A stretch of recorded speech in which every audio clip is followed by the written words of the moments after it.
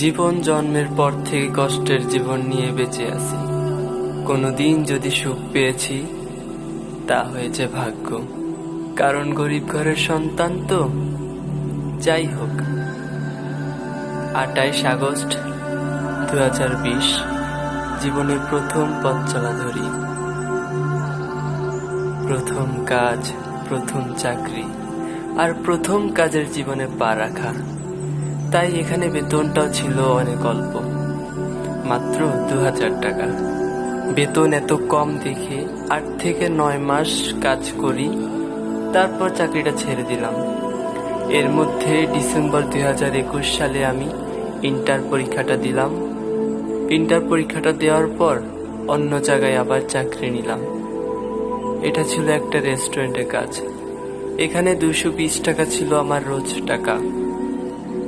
বাড়ি থেকে আসা যাওয়ার ভাড়া ছিল 50 টাকা। হাতে অবশিষ্ট 170 টাকার মতো থাকতো। তো এখানে ভালোভাবে কাজ করতে করতে হঠাৎ 1.5 মাস করার পর অসুস্থ হয়ে পড়ি। তো পরে চাকরিটা ছেড়ে দিলাম এখান থেকে। এখানে টাকাও অনেক কম হচ্ছে, আর এখানে এই টাকা দিয়ে তো আর চলা যায় না, তাই সম্ভব হচ্ছিল না এখানে কাজ করাটা। চাকরি ছেড়ে দিলাম। পরে বেকার বাসায় রয়ে গেলাম, কোনো কাজ কাম পাচ্ছিলাম না। গ্রাম তো, তাই। কিছুদিন যাওয়ার পর বাড়িতে এভাবে বেকার থাকতে থাকতে বাবা মা অনেক কথাই বলে, অনেক কথাই শুনতে হয়, যা সহ্য করার মতো না। কিন্তু কি করব, গ্রামের ছেলে তো। গ্রামের প্রতি অন্যরকম একটা মায়া। মায়া যাকে ধরে তাকে একদম আঁকড়ে ধরে, ছাড়তে চায় না। যাই হোক, বাবা মা অনেক কথাই বলে, কেন কিছু করি না, বেকার কেন থাকি। নয়তো বলছে ঢাকা চলে যেতাম, কিন্তু মন যে আমার বাড়ির মায়ায়। কেমন করে ঢাকা যেতাম অনেক ভাবলাম, দেখলাম টাকা ছাড়া আপন হয়ে যাচ্ছে পর, আর পরকে টাকার জন্য কিছু সময়ের জন্য করতে হয় আপন। তো পরে অবশেষে বলি ঢাকা যাব। বাবা মা অনেক খুশি হলো। এবার ঢাকা আসলাম কাগজপাতি নিয়ে, কিন্তু কোনো লাভ হলো না। এই ব্যস্ত শহরে রঙিন রঙিন বাড়ি আর রঙের মানুষ, সবাই যেন খুব ব্যস্ত। পরে আর চাকরিটা হলো না। হবেই বা কিভাবে? আমার তো আর উচ্চ পড়াশোনা নেই, না আছে মানিব্যাগ ভর্তি টাকা। অনেকেই বলছিল চাকরি দিবে, কিন্তু ঘুষ ছাড়া কেউ চাকরি দেয় না। ঘুষের টাকা তো আর আমার পকেটে নেই, তাই আর চাকরিটাও হলো না। বেকার আবার বাড়িতে ফিরলাম, পিছু পা হলাম।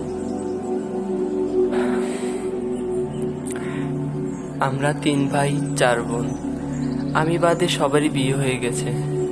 তাই বাবা মা ভাবলো তারা নিজেদের হাতে সবার বিয়ে দিল, বাদ রইলাম আমি। কার কবে কখন মিত্র চলে আসে বলা তো আর যায় না। তাই কোনো কিছু না ভেবে চিন্তেই বাবা মা ঠিক করলো আমাকে বিয়ে দিবে। আমাকে বিয়েও দিয়ে দিল। তো এখন আমার সংসার হলো, বাবা মার সংসার আছে। এখন যেহেতু আমি একজন পুরুষ লোক ঘরের, আমি তো আর বিয়ে করে আমাকে কেউ নিয়ে যাবে না, আমি ঘরেই থাকবো। তো এখন বাবা মা যেহেতু আছে, তারা একটা সময় আমাকে এতটুকু পর্যন্ত বড় করলো। এখন তাদেরকে তো আমাকে চালাতে হবে। এখন নিজের সংসার, বাবা মার সংসার, নিজের প্রতি অনেকটা দায়িত্ব বেড়ে গেল। তো আবারও সেই রেস্টুরেন্টে যাই, গ্রামের যে রেস্টুরেন্টটাতে কাজ করি। ভাগ্য ভালো ছিল, তাই আবারও চাকরিটা হলো আমার এখানে। হঠাৎ বউটা অসুস্থ হয়ে পড়লো, যা মাথায় সমস্যা হয়েছিল আমার বউটার, যার কারণে কাউকে চিনতে পারছিল না সে। 3টা মাস অসুস্থ ছিল সে। সেই 3 মাসে সে যেন ছিল অন্য জগতের রানী। যাই হোক, এইদিকে সেই রেস্টুরেন্টে আবার আমি বার্গার স্ট্যান্ডে সুযোগ পাই। বেশ কিছুদিন ধরে চালাচ্ছি।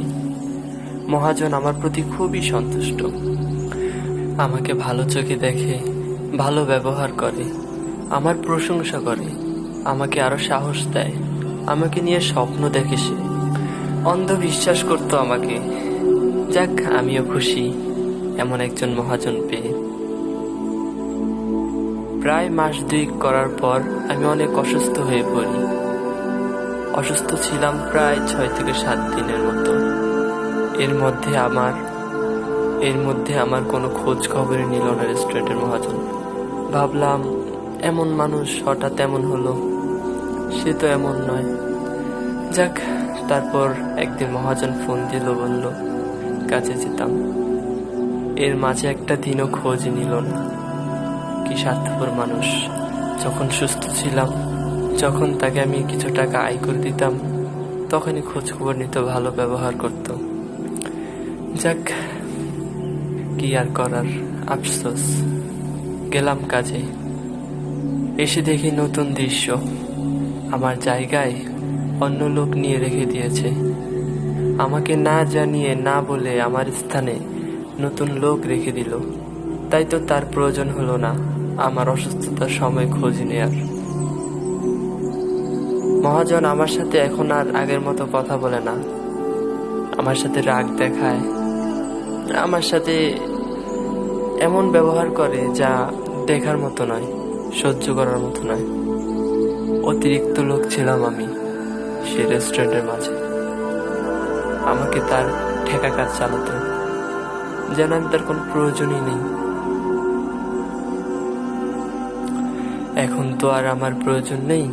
আমি থাকলেও কি আর না থাকলেও কি, শুধু ঠেকা কাজ চালাচ্ছে আমাকে দিয়ে। যে সময় কোনো লোক, কোনো কর্মচারী ছিল না, ঠিক তখনই আমাকে তার প্রয়োজন ছিল। কষ্ট করে রয়ে গেলাম। 10 জনের 10 কথা শুনতে হয় এখন আমার উপর রাগ করে মহাজন ডিউটি দিল সকাল 7টা থেকে বিকেল 5টা পর্যন্ত, আর সন্ধ্যা 7টা থেকে রাত 11টা পর্যন্ত। এর মাঝে আর কি যতটুকু সময়, অতটুকু আমার বিশ্রাম নেওয়া হয়।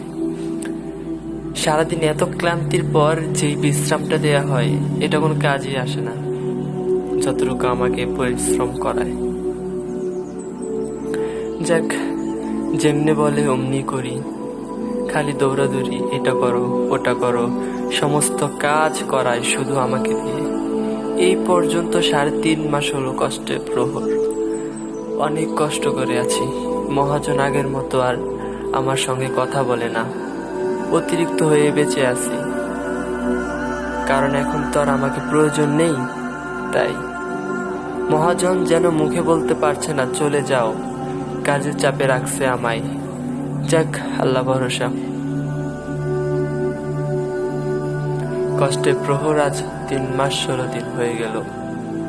এই 3 মাস 16 দিনে চাকরি চলে যাওয়ার ভয়ে মাত্র 6 দিন ছুটি কাটিয়েছি। এখন আর আমারে ভরসা করে না মহাজন। তাই রাতকে করেছি দিন, আর দিনকে করেছি রাত। প্রকৃতি কেমন খেলা খেলে, এটা বোঝার সাধ্য নেই আমার। এই দুনিয়াটাতে মানুষগুলো বড় বিচিত্র প্রাণী, যাদের কোনো ব্যাখ্যা নেই। টাকা কামাও, সবাই তোমাকে চিনবে।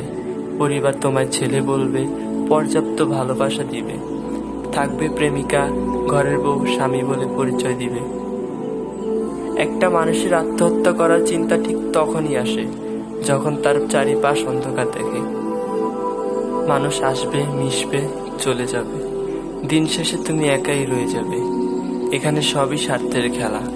মস্তিষ্ক ভারী হয়ে গেছে জাগতিক চিন্তায়। ঘড়ি চলবে, সময় সময়ের মতো যাবে। এভাবে করতে করতেই একদিন ওপারে ডাক চলে আসবে।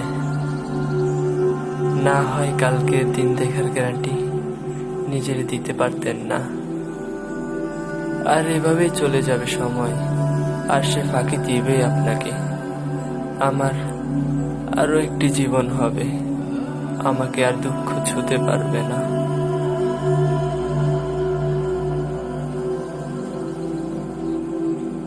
কথা লিখেছেন মঞ্জুরুল হক, ভয়েস ভোকালে আছেন আরিফিন নূর নবী।